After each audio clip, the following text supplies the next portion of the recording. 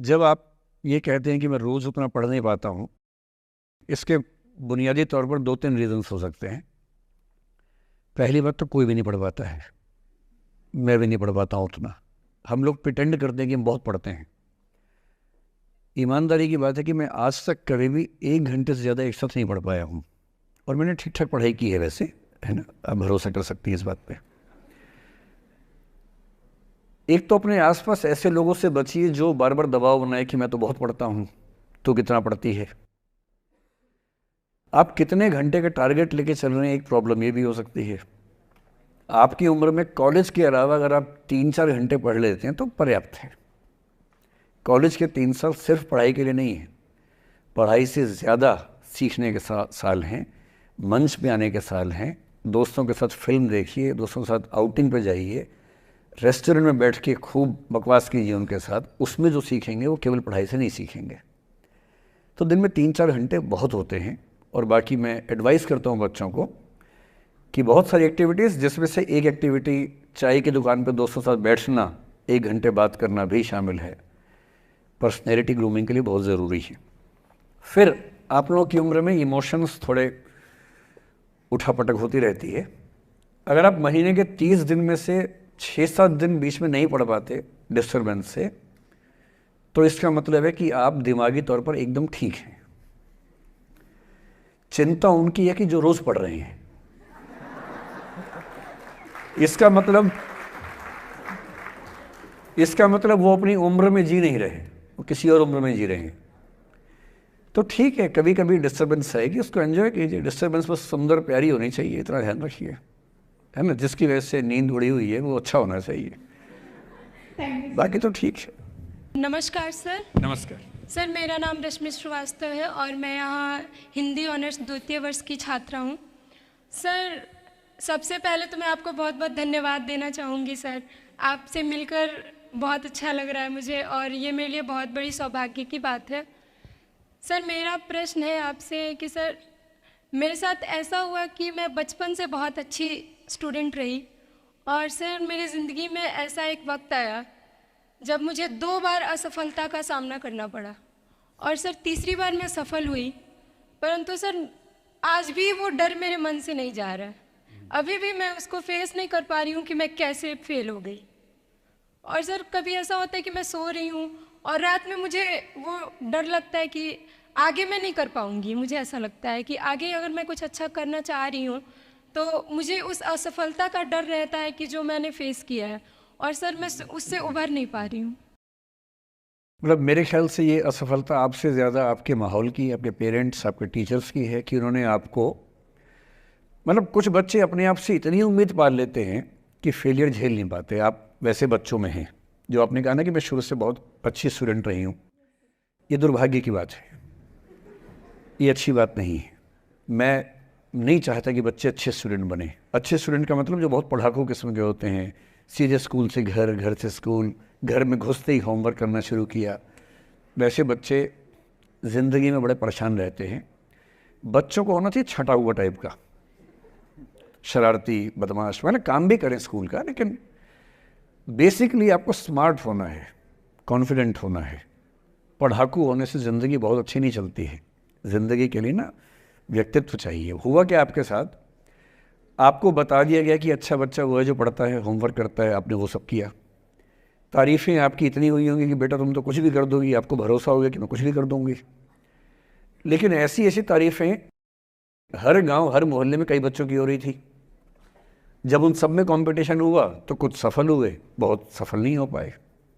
तो जो सफल नहीं हो पाए उनको बहुत बेचैनी हुई। आपका सौभाग्य है कि अब तीसरी बार में सफल हो गई।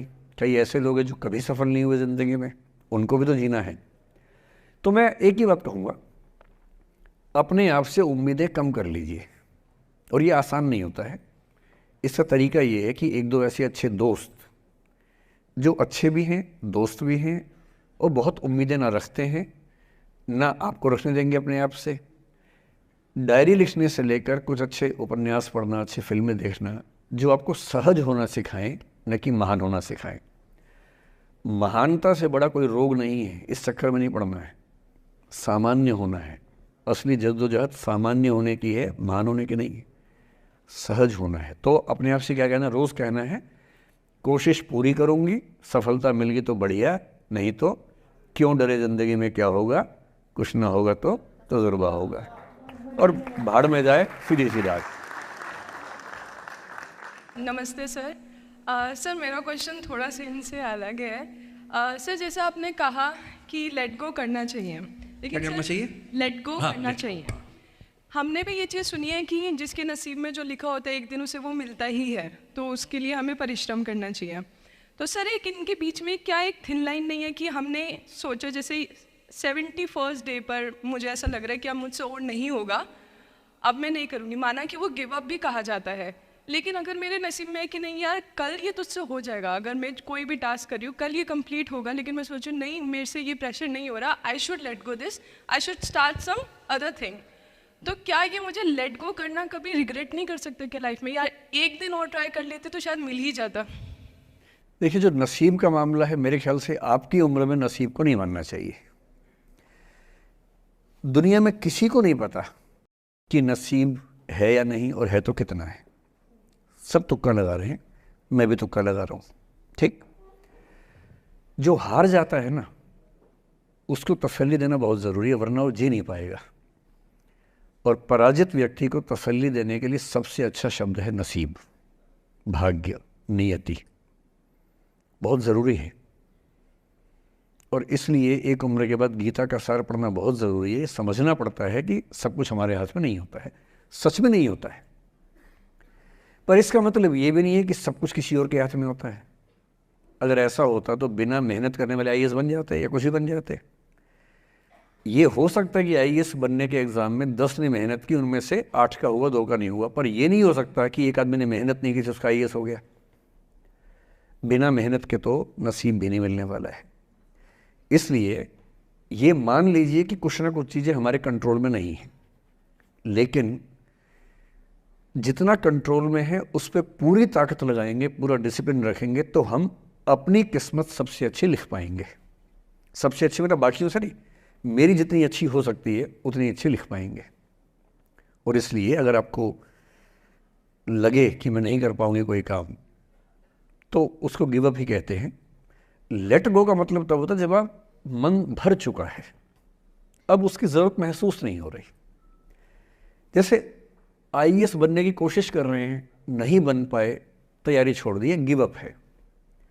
बन गए, नौकरी की, मज़ा नहीं आया, छोड़ दिया, ये लेट गो है। लेट गो करने के लिए पहले हासिल करना पड़ता है, या हासिल होने से पहले उस मनोभूमि पर पहुंचना पड़ता है जहां हासिल होने का सुख आपने महसूस कर लिया और उसमें मज़ा नहीं आया, ठीक ही है, औसत है, तब छोड़ दिया। इसलिए आपकी उम्र को शोभा नहीं देता कि हम नसीब की बात करें, ये शोभा देता है मेरी उम्र को। तो 30-40 के बाद नसीब, भाग्य, नियति चलेगा। फिलहाल कर्म पे भरोसा कीजिए, मेहनत, डिसिप्लिन, और मोटिवेशन से ज़्यादा महत्वपूर्ण है डिसिप्लिन, ध्यान रखिएगा। मोटिवेशन का ग्राफ ऐसा होता है, फिर ऐसे नीचे आता है धीरे धीरे, डिसिप्लिन ऐसे रहता है। और डिसिप्लिन वाला व्यक्ति हमेशा मोटिवेशन वाले व्यक्ति से ज़्यादा सफल होगा, ये मान के चलिए। सबसे अच्छा क्या है? Motivation with discipline. तो कोशिश कीजिए कि नसीब पे ना छोड़िए, अपने भरोसे कीजिए। All the best.